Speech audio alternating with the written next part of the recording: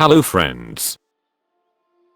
Today, I will give you the details of the best gaming PC build for 40,000 rupees. Actually, it will be 42,000 rupees. I just rounded it up. This is including the monitor, mouse, and keyboard. First, the processor. I recommend Intel Core i3-9100F. The price is around 6,000 rupees. This is because our budget is strictly 42,000. If you have some extra money, go for Ryzen 3-3100. The graphics card we use is GTX 1650. It's available for 12,789 rupees. The motherboard we are using is Asus Prime H310ME.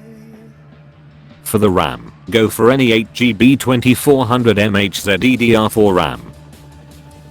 i3-9100F cannot support more than 2400mHz, so it will be bottlenecked.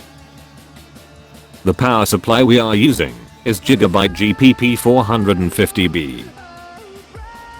The hard disk we are using is Western Digital WD10EZEX1TB HDD.